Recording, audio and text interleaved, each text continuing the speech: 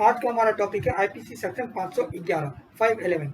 ये डील करता है कि अगर आईपीसी के अंदर कोई ऑफेंस है लेकिन उसके अटेम्प्ट करने की जो सजा है वो नहीं दी गई है या उसका डिफिनीशन जो है वो नहीं दिया गया आईपीसी के अंदर, तो हम क्या करेंगे, उसको डील करेंगे 511 के हिसाब से। आईपीसी सेक्शन 500 एप्लीकेबल तब एप्लीकेबल होगा जब आईपीसी के अंदर कोई ऑफेंस है और उसको अटेम्प्ट करने की सजा आईपीसी के अंदर नहीं दी गई है।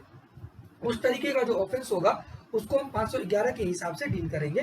तो आइए वीडियो स्टार्ट करते हैं और जानते हैं कि ये कहता क्या है।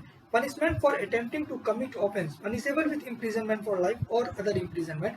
कोई ऐसा ऑफेंस जिसकी सजा इम्प्रिजनमेंट फॉर लाइफ है और या फिर अदर इम्प्रिजनमेंट है। अब आप हमको बताएंगे यहाँ पर कि यहाँ पर तो लाइफ इम्प्रिजनमेंट है। लाइफ इम्प्रिजनमेंट का मतलब क्या होता है, आप कमेंट करके बताइए कि लाइफ इम्प्रिजनमेंट का मतलब क्या होता है। इसी वीडियो में हमको बताएंगे कि क्या होता है, लेकिन आप पहले बताइए, अगर आप पहले वीडियो देख रहे हैं तो आप पहले बताइए कि क्या होता है, ठीक है। या फिर अदर इम्प्रिजनमेंट 1 साल का, 2 साल का, 3 साल का, जो भी हो।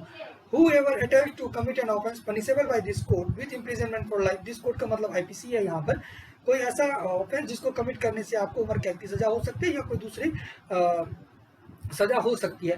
और to cause such an offence to be committed and in such attempt does any act towards the commission of the offence shall where no express provision is made by this code for the punishment of such attempt be punishment with imprisonment of any description provided for the offence for a term which may extend to 1/2 of the imprisonment for life or as the case may be 1/2 of the longest term of imprisonment provided for that offence। अब आप कहेंगे कितना बार comment आता है कि आप इतना fast क्यों पढ़ते हैं, इंग्लिश आप भी पढ़ सकते हैं, आपको मेन जानना ये है कि ये चीज़ क्या क्या कह रहा है, तो वो हम हिंदी में आराम से ही बताते हैं।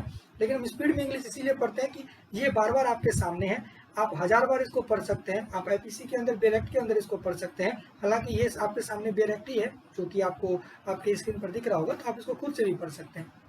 इसमें कहा जा रहा है कि कोई ऐसा ऑफेंस जो कमिट करने से, अपराध करने से उसकी सजा उम्र कैद है या कोई दूसरा पनिशमेंट है, लेकिन उसको अटेम्प्ट करने की जो बात कही जा रही है यहाँ पर, उसका पनिशमेंट डिफाइन नहीं किया गया है आईपीसी के अंदर, तो उसको क्या सजा होगी, उसको सजा होगी 1/2। अगर लाइफ इम्प्रिजनमेंट है तो लाइफ इम्प्रिजनमेंट का 1/2 होगा। अगर कोई दूसरा ऑफेंस है तो उसमें जो अधिकतम सजा होगी उसका आधा होगा। अब यहाँ पर एक क्वेश्चन, जैसा कि हमने आपको पहले कहा था कि लाइफ इम्प्रिजनमेंट का आधा क्या होगा। लाइफ इम्प्रिजनमेंट का आधा होगा 10 साल, क्योंकि जब आप आईपीसी के सेक्शन 57 को पढ़ेंगे तो वहाँ पर लिखा गया है कि अगर कैलकुलेट करना है लाइफ इम्प्रिजनमेंट आपको, तो आप उसको 20 साल मानेंगे लाइफ इम्प्रिजनमेंट को, तो उसका आधा कितना हुआ, 10 साल। इसीलिए लाइफ इम्प्रिजनमेंट का मतलब यहाँ पर हो जाएगा उसका 1/2 10 साल, ठीक है।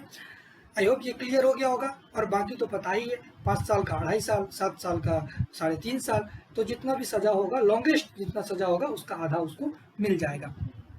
एक एग्जाम्पल है यहाँ पर दिया गया है, देखते हैं इसको। A makes an attempt to steal some jewelry by breaking open a box and find after opening the box that there is no jewel in it. He has done an act towards the commission of theft and therefore is guilty under this section। इसमें देखिए कहा जा रहा है कि A जो है वो चोरी के उद्देश्य से, एक ज्वेलरी है, ज्वेलरी रखा गया है बॉक्स में, उसको ऐसा लग रहा है, उसको ऐसा मालूम है, वो जाता है उस ज्वेलरी के बॉक्स को तोड़ता है किस इंटेंशन के साथ कि मैं उस ज्वेलरी को चुरा लूंगा।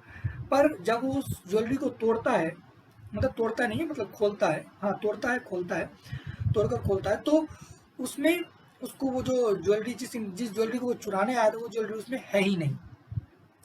तो अब उसको क्या सजा मिलेगी, अटेम्प्ट टू थेफ्ट कहीं डिफाइन है क्या आईपीसी के अंदर, कहीं डिफाइन नहीं है कि उसकी क्या सजा होगी।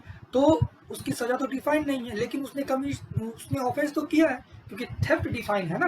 अगर थेफ्ट डिफाइन है आईपीसी के अंदर तो अटेम्प्ट डिफाइन नहीं है, तो अटेम्प्ट को हम 511 के अंदर ले आएंगे और उसको सजा कितना सुनाएंगे, जितना भी थेफ्ट का लॉन्गेस्ट पनिशमेंट होगा उसका आधा।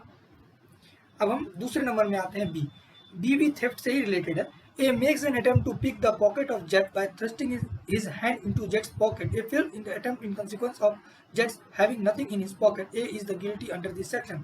अब देखिए A है वो एक जेट के पॉकेट में हाथ देता है, ठीक है, चोरी करने के लिए, चोरी के उद्देश्य से कि उसके पॉकेट में जो कुछ होगा वो ये चुरा लेगा।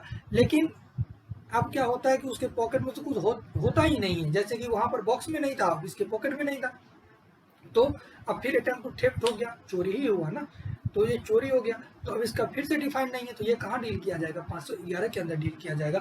आई होप यहाँ तक क्लियर हो गया होगा। आज के लिए इतना ही, जय हिंद।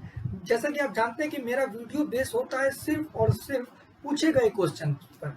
अगर कहीं ना कहीं, चाहे वो जुडिशरी में हो, एपीओ में हो, या अभी पीएसयू कंपनीज एक्ट के अंदर पूछा गया हो, कोई भी कंपनी यानी कंपनी लॉ आता है उसके अंदर, जैसे कि अभी निकला था कोल इंडिया का निकला था, हाँ, इस सब में पूछा गया हो, हमारा क्वेश्चन वहीं से आता है, हमारा टॉपिक वहीं से आता है। इसीलिए इस चैनल के साथ जुड़े रहें। अगर आप एक टॉपिक पढ़ते हैं तो आप ये जानिए कि आपका एक क्वेश्चन यहाँ से आ सकता है, गारंटी नहीं आएगा ही, लेकिन आया हुआ है, ये गारंटी है कि यहाँ से आया हुआ क्वेश्चन है। आई होप यहाँ तक क्लियर हो गया होगा।